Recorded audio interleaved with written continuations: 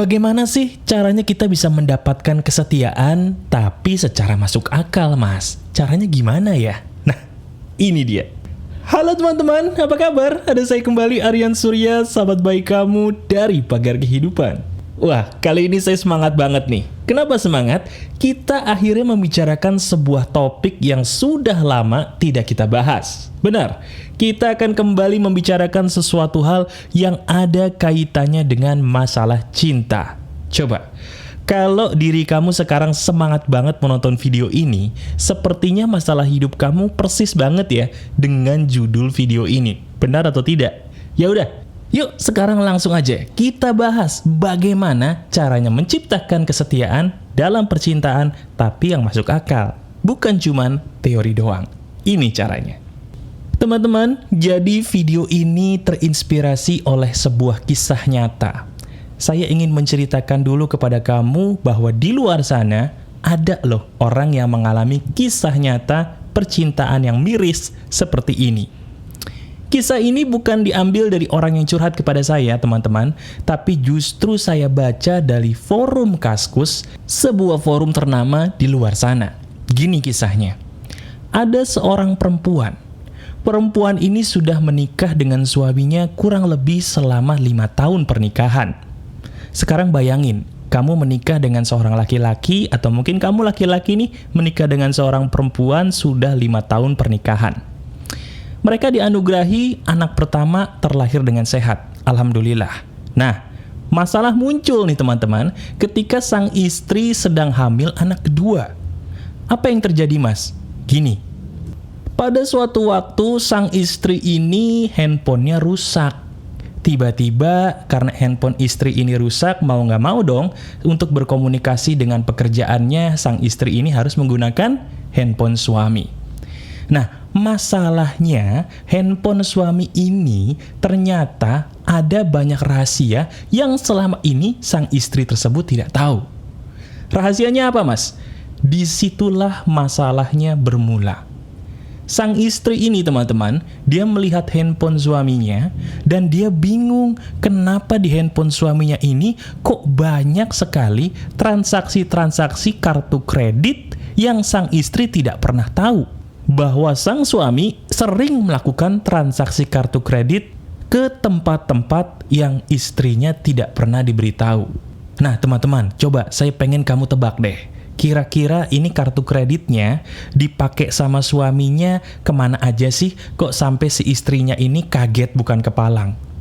Betul, ternyata sang istri itu benar-benar kaget, ibarat kata tersambar petir, begitu mengetahui bahwa sang suami sering menggunakan kartu kreditnya untuk transaksi di panti pijat plus-plus.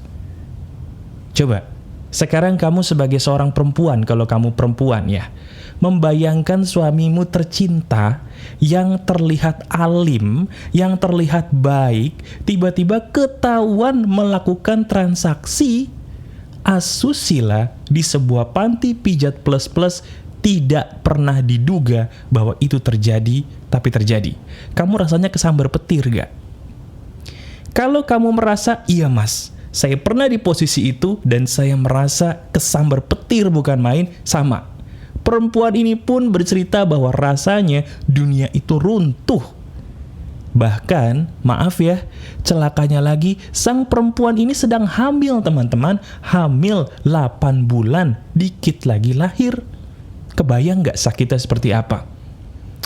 Dan yang dia ceritakan di situ, dia itu heran teman-teman, kenapa sang suami yang terlihat baik, alim, sebagai suami idaman di mata dia gitu ya, kok tiba-tiba bisa punya borok yang begitu bau boroknya, sampai seorang istri itu ibarat kata kesambar petir di siang bolong. Dia sedih bukan kepalang sampai nyaris bunuh diri. Nah sekarang dari sini akhirnya saya miris sebagai seorang laki-laki. Dan saya pun ingin kamu sebagai sahabat Pagar Kehidupan yang laki-laki, tolong dengarkan nasihat saya di video ini, karena ini loh yang akan merubah percintaan kamu dengan izin Tuhan. Gini teman-teman, menurut kamu, kisah nyata yang saya ceritakan tadi itu miris atau tidak? Kalau memang miris, kenapa ya kok orang yang terlihat baik ternyata bisa memiliki borok kehidupan seperti itu? Kenapa seseorang, mohon maaf, kok kelihatannya susah ya untuk menjadi orang yang setia kepada pasangannya? Apakah kamu yang menonton video ini sampai detik ini, menit ini adalah orang yang sering dikecewakan atas nama cinta? Atau jangan-jangan kamu ya, maaf banget, selama ini sering kali tidak bisa menguasai hawa nafsu sehingga lalai menjadi orang yang setia. Ya udah, sekarang saya ingin memberikan kamu hal-hal penting yang insya Allah dengan izin Tuhan, kalau kamu patuhi, kamu sadar di mana letak kesalahan kamu. Begini, sekarang gini teman-teman, menurut kamu kenapa sang suami tadi kok dia bisa-bisanya selingkuh dari istrinya, bukan lagi selingkuh cinta dalam hati, tapi selingkuh badan bermain perempuan? Apa yang membuat laki-laki tadi bisa seperti itu? Coba tuliskan di komentar. Termasuk kamu yang laki-laki juga boleh berpendapat. Tuliskan di komentar kenapa dia bisa seperti itu. Kalau saya ditanya, Mas, kenapa laki-laki tadi bisa seperti itu ya? Padahal kelihatannya dia baik, dia rajin ibadah, mungkin dia alim. Kenapa dia bisa seperti itu, Mas?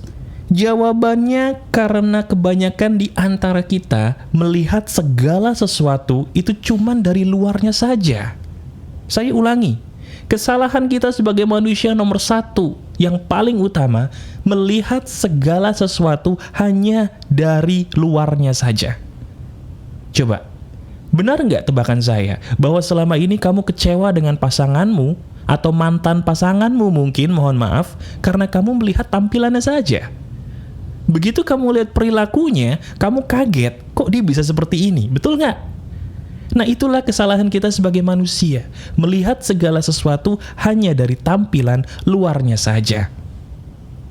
Nah, kalau begitu Mas, kita harus memperhatikan calon pasangan itu dari mana dong? Kalau bukan dari luarnya saja, Mas? Jawabannya, lihatlah lebih dalam dengan kacamata yang lebih luas. Gini maksud saya. Mulai detik ini, ketika kamu menjumpai seseorang, jangan lihat dari luarnya, tapi lihat teman-temannya seperti apa. Itu nomor satu. Teman-teman, saya kasih tahu ya, yang bisa membuat hidup kamu hancur seketika adalah pergaulan yang salah. Kalau kita bergaul dengan orang yang salah, cepat-cepatlah tinggalkan pergaulan itu sebelum semuanya jadi musibah. Ini saya ulangi ya, terutama buat kamu sahabat saya yang laki-laki. Kita sebagai laki-laki, kalau bergaul hati-hati. Kalau kita bergaul dengan teman-teman yang salah, di situ musibah tinggal nunggu waktu akan hadir ke hidup kamu. Coba, sama seperti laki-laki tadi.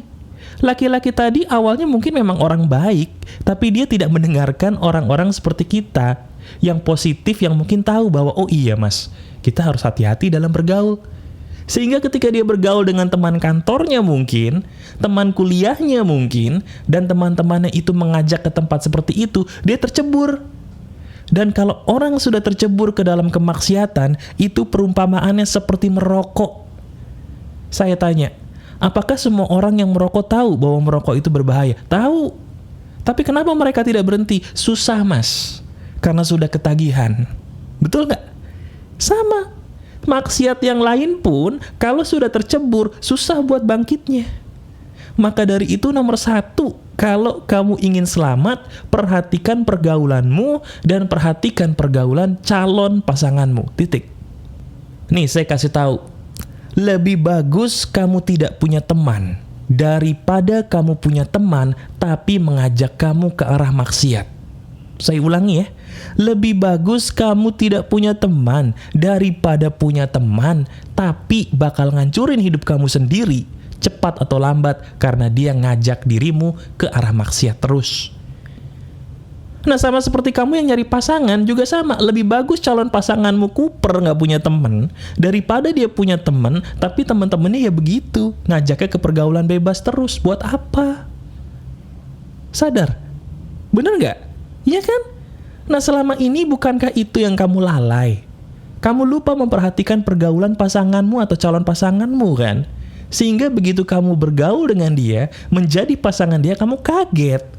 Waduh, ternyata orang yang saya pikir baik dia begitu, Mas. Ternyata dia kebawa sama teman-temannya, Mas. Dia hancur, ya sudah. Ibarat kata main game, game over. Sudah selesai kalau itu sudah terjadi. Jadikan itu pelajaran. Jadi nomor 1, perhatikan pergaulanmu dan perhatikan pergaulan calon pasanganmu. Itu penting. Nah, itu yang pertama. Yang kedua, ini juga gak kalah penting. Nih, saya tanya sama kamu. Sebagai laki-laki, ayo jawab jujur. Nih laki-laki ya, yang perempuan mungkin dengerin aja atau lihat komentar deh untuk jawaban laki-laki. Yang laki-laki, jujur kepada saya, godaan yang paling besar bagi kita sebagai laki-laki apa sih? Coba tulis di komentar. Godaan paling besar buat kita sebagai laki-laki adalah? Betul, perempuan. Laki-laki godaan paling besar nomor 1 itu perempuan. Kalau yang orang Islam tahu, di Al-Quran udah disebutin. Godaan paling besar laki-laki adalah nisa, perempuan. Berarti, kalau kita sebagai laki-laki nih, yang sama-sama laki-laki dulu ya, laki-laki godaan nomor 1 adalah perempuan. Gimana caranya supaya kita selamat, teman-teman? Gimana caranya? Caranya supaya selamat kita nahan godaan, Mas. Ketika di samping perempuan kita tahan godaannya. Gitu ya? Betul nggak? Jawabannya salah. Jawaban yang benar adalah kalau kamu takut tergoda, hindari godaannya, bukan ditahan godaannya. Saya ulangi, dengerin baik-baik. Kalau kamu takut tergoda, jangan menantang godaan dengan alasan iman kamu kuat atau kamu bisa menahan. Jangan. Lebih baik kamu jauhi itu sumber godaan. Diri kamu sudah menikah atau diri kamu sudah punya pasangan, kamu tahu bahwa diri kamu lemah sama perempuan, udah jangan sok kuat. Perhatikan pergaulanmu, kurangi pergaulan dengan perempuan. Apalagi jauhi itu, menuruti keinginan kamu untuk dekat, curi-curi pandang dengan perempuan, padahal kamu sudah punya perempuan di sampingmu. Itu asal muasal perselingkuhan. Sadar apa tidak? Nah, bagaimana kalau kamu yang perempuan? Mas, kalau perempuan gimana, Mas? Kalau laki-laki kan godaan nomor 1-nya perempuan nih. Ya, kalau perempuan gimana? Perempuan, godaan nomor 1-nya adalah harta. Nah, buat perempuan, kalau kamu nyari laki-laki, lihat selain pergaulannya, nomor 2, lihat bagaimana dia merespon perempuan. Kalau dia dengan perempuan lain matanya masih genit, padahal dia udah punya kamu, mohon maaf ya, pikir 2-3 kali untuk lanjut sama dia. Nah, bagi kamu laki-laki melihat perempuan kamu belum apa-apa udah minta dibeliin berlian, minta dibeliin sepatu, minta dibeliin mobil, minta dibeliin ini itu, padahal belum menikah sama sekali, mohon maaf. Pikir 2-3 kali untuk terus sama perempuan itu. Jelas? Jelas ya batasan-batasannya ya. Nah, baru dari sini kamu perhatikan hal-hal yang penting berikutnya. Bagaimana keluarganya, bagaimana mungkin dia menjalani agamanya, bagaimana mungkin dia berperilaku dengan orang-orang di sekitarnya. Tapi 2 hal tadi itu yang paling utama. Mas, kenapa ya orang alim itu kok bisa kelihatan alim tapi ternyata dia selingkuh juga? Kenapa, Mas? Jawabannya sama, teman-teman. Orang yang alim bukan menjamin bahwa dia tahan godaan. Saya ulangi ya. Orang alim tidak menjamin bahwa dia tahan godaan. Orang yang pinter itu bukan hanya alim, tapi dia tahu kapan dia harus pergi dari sumber godaan. Setuju sama saya? Kalau memang benar-benar kamu ingin selamat dan mencapai kesetiaan, dengerin video ini dan lakukan apa yang saya katakan tadi ya. Oke? Nah, satu lagi nih penting, tolong dengerin. Saya tahu, alhamdulillah mungkin dalam percintaan kamu gak ada masalah, tapi kamu kayaknya punya deh. Nah, itu tuh, temen kamu yang sedang permasalahan cintanya parah, kasih video ini tolong dia. Tolong dia dengan video ini, ya. Dan tolong klik jempol ke atasnya, supaya video saya bisa ditonton semakin banyak orang. Oke? Lakukan ini semua, dan rasakan deh, ini cara yang masuk akal untuk mencapai kesetiaan. Kamu setuju? Lakukan ya. Masih ada saya Aryan Surya, sahabat baik kamu dari Pagar Kehidupan. Tetap keep spirit, keep sharing, and keep loving. Bye-bye.